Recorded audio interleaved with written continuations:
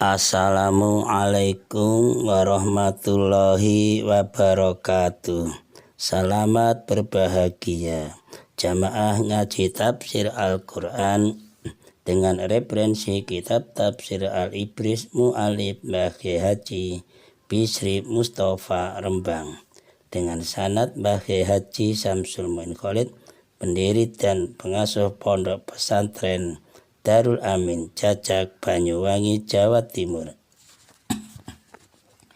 Dilanjutkan surat Al-Baqarah ayat 92 dan ayat 93 dan ayat 94. A'udzu billahi minasyaitonir rajim. Bismillahirrahmanirrahim. Walaqad ja'akum Musa bil bayyinati tsumma takhadtumul ijla min ba'dihi wa antum zalimun.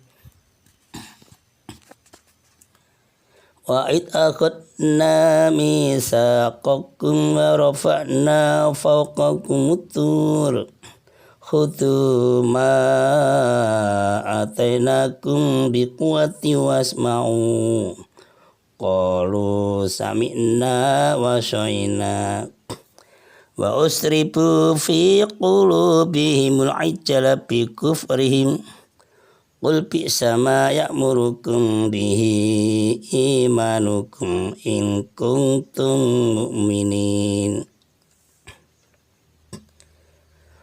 Qul in kanat lakum darul akhiratu indallahi khalisatan min dunin nasi fatamannawul mautu in kuntum shadiqin. Walaqad ja'akum yakti teman-teman kau ing sira kabeh sapa Musa Nabi Musa alaihissalam bil bayyinati kelawan gawa pira-pira pertanda bukti semata khotum mongko nuli gawe sesembahan sira kabeh alijala ing pedet emas mingbati saking sawise tindake Kanjeng Nabi Musa alaihissalam. Wa antum kali utawi sira kabeh iku zalimuna padha aniaya sapa sira kabeh.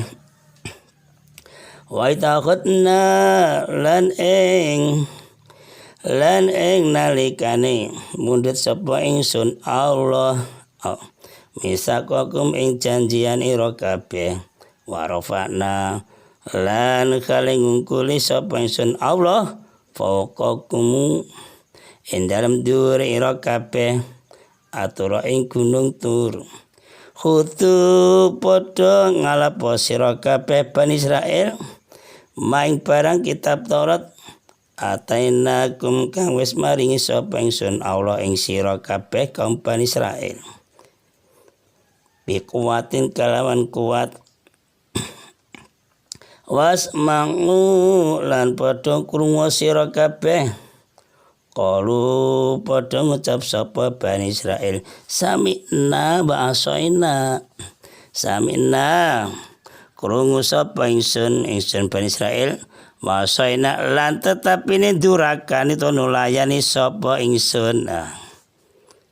Wa usribu lan den campurake sapa Bani Israil fi qulubihim dalam pipira atine Bani Israil alijala ing pedet emas bikoprim sebab kufure Bani Israel. Kul dawa sira Muhammad bisama Allah banget utas cuci ya murukum kang perintah ing sira kabeh bi kelawan ma apa imanukum iman ira kabeh in kuntum lamun ana sira kabeh iku mukminina padha iman sira kabeh. Ayat 94. Qul dawa sira Muhammad sallallahu alaihi wasallam Ingkanat lamun ono iku lakum kadhe sira kabeh apa darul akhiratu tisane akhirat ing daula ing dalem ngersane Allah taala khalisatan kale murni min dunina sange saliyane menungso fatamannawu mongko ngarep-ngarep sira kabeh maut ing mati in kuntum lamun ana sira kabeh kusadiqina padha bener sira kabeh. Keterangan surah Al-Baqarah ayat 92 dengan tema kecintaan orang-orang Yahudi kepada kehidupan duniawi membawa mereka menyimpang dari kebenaran. Dengan subtema ayat ini menyebutkan, jadi bukan lagi sikap mental mereka saja yang jahat, tetapi perbuatan-perbuatan jahat orang-orang Yahudi yang mempersekutukan Allah dengan menyembah patung, anak sapi atau pedet emas. Ayat 92. Di antara keingkaran orang-orang Yahudi yang sangat menonjol ialah keingkaran mereka, keingkaran orang-orang Yahudi terhadap nikmat Allah. Yaitu buktinya Nabi Musa alaihissalam telah didatangkan. Allah menyuruh Nabi Musa sebagai Rasul, sebagai utusan untuk orang Yahudi, dengan membawa ajaran Tauhid. Itu nikmat. Dan Allah memberi mukjizat. Mukjizatnya Nabi Musa seperti terbelahnya lautan. Nah, itu juga nikmat. Dan Allah menganugerahkan berupa makanan dan minuman berupa mana dan sawa dari langit. Itu juga mukjizat dari Nabi Musa. Nah, kemudian seperti itu loh Bani Israel mengingkarinya dengan jalan yang tidak benar. Dia selalu berbuat durhaka. Buktinya apa? Sampai berbuat durhaka. Iya, orang-orang Bani Israel menyembah anak sapi. Anak sapi yang dibuat oleh Samiri, di situ bahan bakunya emas, yaitu pedet emas. Memang Samiri ahli emas. Samiri itu santrinya Nabi Musa, juga masih saudara. Memang punya keahlian tambang emas, ahli. Nah, perbuatan orang Yahudi seperti ini kan dolim. Dolim. Kenapa dikatakan dolim? Sebab orang Yahudi itu melakukan sesuatu perbuatan yang tercela. Seharusnya orang-orang Yahudi itu, Bani Israel itu menyampaikan kepada manusia bahwa kalau menyembah patung pedet emas itu syirik, dosa besar, dosa paling besar. Tidak, dia malah provokator aja. Hei masyarakat Bani Israel, inilah Tuhannya Musa, ayo kita sembah bersama-sama. Malah aja kayak kurang ajar itu. Maka dolim. Ayat 93. Di dalam ayat inilah Allah memberikan peringatan sekali lagi kepada orang-orang Yahudi. Ya, meskipun terdapat perbedaan susunan kalimat, namun isinya itu memperkuat maknanya. Karena dalam ayat ini terdapat ancaman Allah terhadap mereka. Ya, pada ayat yang lain Allah berfirman, surah Al-Baqarah ayat 63, khudzu ma atainakum biquwwati wadhkuru ma fihi. Pegang teguhlah apa yang telah kami berikan kepadamu dan ingatlah apa yang ada di dalamnya. Ini juga memerintahkan kepada kita sebagai orang Islam. Pegang teguhlah pada Al-Quran yang sudah diberikan oleh Allah pada kita. Dipelajarinya, diamalkan. Itu betul. Al-Quran juga gitu. Allah berfirman, khudzu ma atainakum biquwwati wasma'u. Al-Baqarah ayat 93. Pegang teguhlah apa yang kami berikan kepadamu dan dengarkanlah. Jawabnya saya dengar tapi saya ingkar, gak mengangkat. Tapi kita orang Islam ada kalimat perintah Allah, pegang teguhlah apa yang kami berikan kepadamu Dan dengarkanlah ya kita yang saya dengarkan, saya ikuti. Samina wa ta'na gitu. Itu benar itu. Jadi orang Islam harus betul-betul Al-Quran itu dipegang teguhlah sebagai gandulan. Cara coba gandul. Dengan tekuat biar selamat.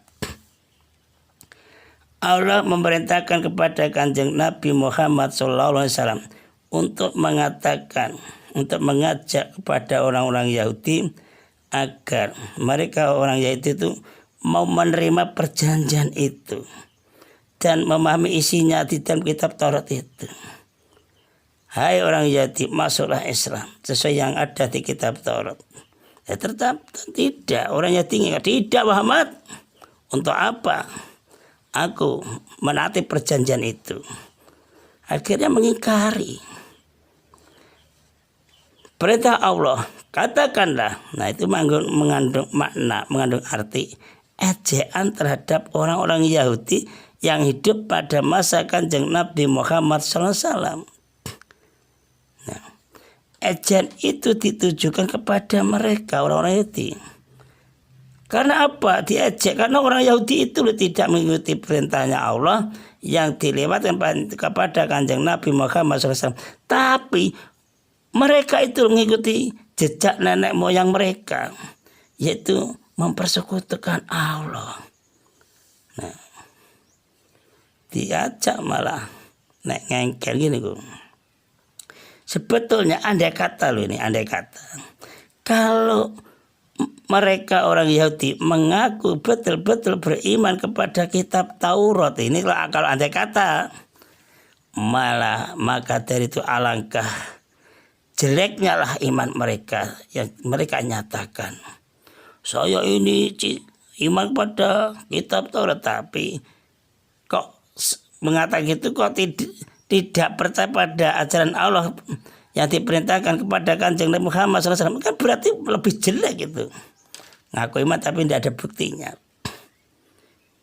Nah, bahkan jelek lagi orang-orang Yahudi itu menyimpang dari ketentuan Tuhan. Perbuatannya itu loh ditentang semuanya apa-apa yang diajarkan dari kitab Taurat. Jadi tidak masuk itu loh. Tidak membekas. Dan contohnya apa? Menyimpang dari Tuhan.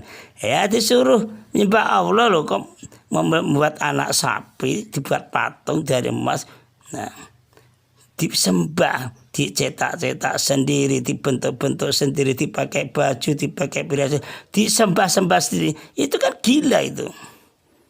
Sudah merusak perjanjian dengan Allah di kitab Tauratnya itu. Berarti berdasarkan bukti yang nyata dari perbuatan orang-orang Yahudi yang dilakukan itu kan berarti sulitlah untuk mempercayai adanya iman di lubuk hati mereka. Iman yang tersimpan di hati ini tidak ada itu. Hilang. Iya itu. Jadi sulit percaya kalau ada imannya di lubuk hatinya. Karena melihat perbuatan itu kan sama sekali tidak ada yang benar. Selalu mengingkari dari kitab Taurat. Seperti kita orang Islam juga gitu, hati-hati. Hati kita, lubuk hati kita ada iman. Terus disuburkan dengan pengajian, dengan pembuktian amal perbuatan. Insya Allah tambah subur, tambah subur, tambah subur, tambah barokah.